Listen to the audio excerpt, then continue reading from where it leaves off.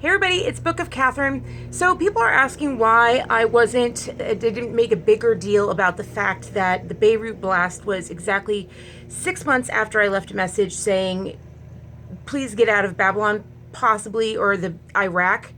I was saying Iraq actually has a lot going on in it, a lot of political activity is happening in Iraq. People were like, oh, one day Babylon, the area of Iraq, will be a political empire. And I was saying it is. It's the center of the world right now for trade. Everything for trade is going on in Iraq right now, and that's where Babylon was. And the thing is that I didn't figure it out until number of days after the Beirut blast, number one. And number two, when I did the message, if you listen to it, I didn't mention Beirut or Lebanon in it. I didn't tell anyone in Beirut or Lebanon to clear out. And the thing is that people did actually clear out of Beirut and Lebanon. And I'll tell you why that is. To me, I was like the land of Shinar, and I was focusing on Iraq and the green zone. If you listen to the video, I really am focusing on the green zone. But the thing is, the people in the green zone were very much aware of what Babylon meant. And if you look into it, Babylon is actually the crescent. If you see all the flags, the crescent and the moon, there's a big crescent on all of the flags and then a star in the middle. And people are like, oh, that's the crescent and the moon, or the moon and the star, or the sun and the moon. And it means to be means to encompass the whole world. Islam's going to take over the whole world. No, that actually goes back further to early Mesopotamian empires. When it talks about the crescent, if you look into it, there's actually a fertile crescent. Look up the term fertile crescent. The fertile crescent is where it moves from the area of Babylon right down in Iraq, the ocean there, all the way up to Beirut. It makes this, or I should show the camera here, all the way up. It does this big crescent shape down to Israel. It doesn't go in a straight line to Israel. It doesn't connect the two oceans in this straight line. It connects it in this big arc. What they say on online, they say in a boomerang, but actually what they actually call it is a fertile crescent. And that fertile crescent is well known to anyone connected to the Middle East. So when I said, look, there's a lot of political activity happening in Babylon, they were all like, well, Babylon is the crescent. They all knew what I was talking about. There's a Babylon, oh, Babylon. Babylon is the crescent to them.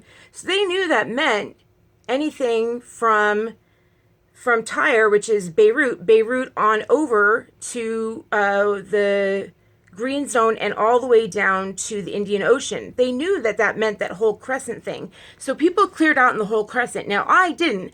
I wasn't thinking that. I was so focused on the green zone and that whole valley right there, because I was only aware of that. I wasn't even aware of the fertile crescent yet, and I am now. I'm very aware of it. So I was feeling really bad. I was like, oh gosh, I didn't tell anyone in Beirut to go. I didn't even know that was part of the Babylonian Empire.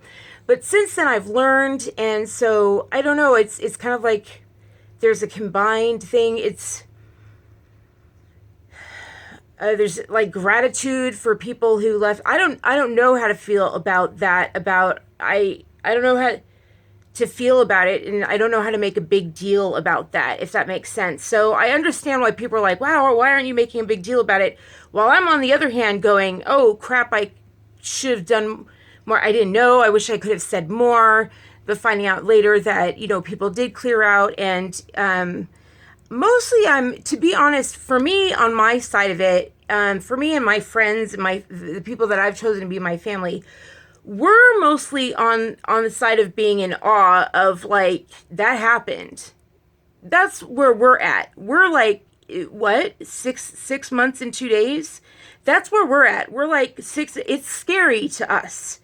And that's what we're on the end of it. It's scary to us. So we're like really digging into Revelations 19, and we're like, are the birds in the air Twitter? Is that what that means? Are the birds is the Twitter follower supposed to like go and share the truth with everyone? Like supposed to expose like the books, like when that says truth is supposed to go out there, is everybody supposed to start sharing the truth with everybody and like ignoring the censors, like going past the Catholic Church and talking about all the things that they've censored? Is that what that means? Like, I don't know. It says sword of truth, double-edged sword. I don't know. Like and the whole second chapter, like half of it, the whole first half is just singing glory and praise, and I'm just like, I don't know what that means. Like it really goes into detail about things like that. It really goes into big detail about the smoke that comes up from Beirut, and I'm like, so I don't know. I mostly am in awe.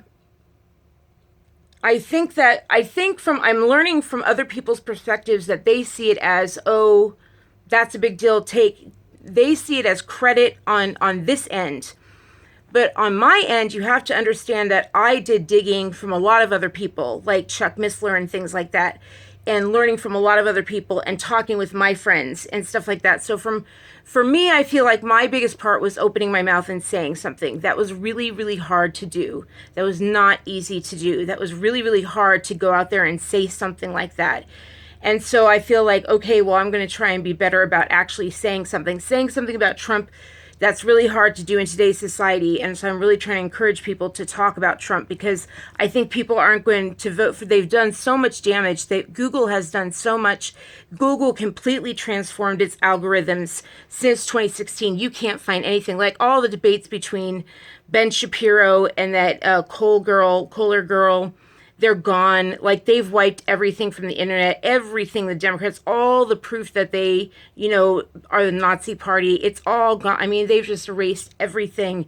That's very difficult. All the sex abuse cases, it's just they've done such a clean wipe of everything. That's difficult. That's really difficult on our end. So I don't know, my focus is kind of in a different place. And so I'm just trying to focus on that and being like, what else are we missing? Should I be focusing? Like, I don't want to miss anything else, if that makes sense. Like, I'm glad I caught that, but what else? What else is there? And, can other lives be saved? So I didn't write the thing. Does that make sense? I'm kind of like, well, thank you to whoever wrote it. It's really hard to take any kind of credit when that kind of things happen. So I don't know. I'm not really on the edge of credit. I don't know how to take credit for any kind of thing like that. Besides trying to get over the fear of saying something. I don't know. I'm just going to keep rambling on. So I don't really know how, because I see all my errors all I see is like, oh, what I made a mistake on. And I'm just like, oh, I feel like I made a mistake, like seeing Lebanon. The wedding, like, I didn't know it was a wedding center. Like, it matches, like, so closely. It matches so closely. Like, I didn't know about the sex trafficking. I started following along what it said in Revelations 18. And I was like, sex trafficking. So I started looking, and I realized, oh, there's the cages that are underneath, the extreme cages underneath. And then the wedding, like, it turned out it was a massive wedding location. I looked into that because it talked about the wedding bells.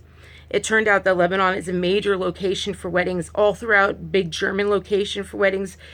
Every single country had a major wedding location there in Lebanon. Just really rough to see the damage and some of the people who were outposts there, to see the trafficking that was going on. And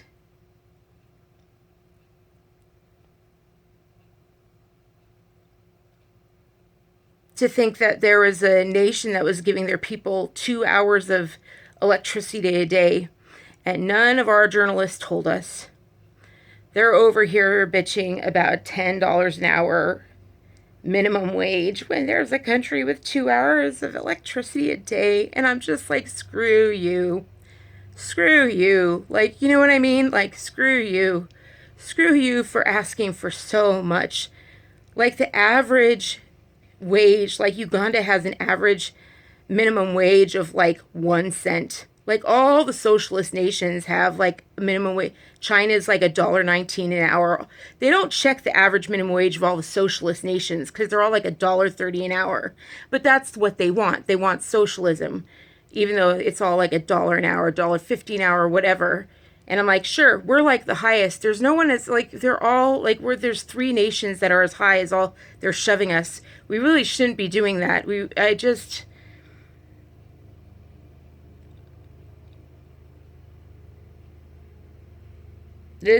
so consumed with greed. We're so consumed with greed. And the people who are so righteous, I guess I'll leave with that. As you read articles, just ask yourself when you read a news article, is this news or is this governance? Is this news or is this governance? They give out awards. The UN gives out awards for governance to journalists. Are they governing you? Are they governing you? Are they telling you that you don't have the right to speak? I just read a whole article from March, 1 month after I gave my that really hard to do, 1 month after I did my video about Beirut, about Babylon, to my boys in Iraq, and they released it. CNN released a video 1 month later, and they said that there was a plague of prophets from the coronavirus that was damaging society. And they had professors from Notre Dame saying that you won't know the day or hour, how dare they speak, because Jesus said you won't know the day or hour. And I was like, you ass. It doesn't say you know the day or hour, but it doesn't say anything about the year. Jesus says, no one knows the day or hour. Notice he didn't say year. You self-righteous ass. You didn't save any lives, did you? You told everyone to keep their mouths shut, Notre Dame. Maybe you should speak a little more about all the people being hurt by your priests. Did you ever notice that? That all the pastors and ministers in Catholic churches, all the pastors and ministers who aren't Catholic, they get reamed in the headlines. But if you're a Catholic priest and you have an affair, or if you do a little boy or do a little girl, no one hears about it until you're dead for 30 years. So if you're a minister, you better be Catholic, because you'll get protected. But if you're a minister and you're not Catholic, boy, will they ever ream you in the headlines. You'll lose everything you have, including your bank accounts. Isn't that interesting? I find that a little more interesting. So yes, lives may have been saved, but I've been moving on, because there are more lives to save. Don't you think? Oh, Tazzy seems to agree. Yes, my little monkey. Yes, my little monkey. Yes. He really loves being the star of the show. Love you guys. Oh, and if you could, part of the reason that I get to say this stuff is because I'm not on CNN's payroll. I'm on your payroll. If you could give me $1 a month, it would mean the world to me. Down below. Just $1. Just $1 a month. It just changes my life. Love you. Peace out.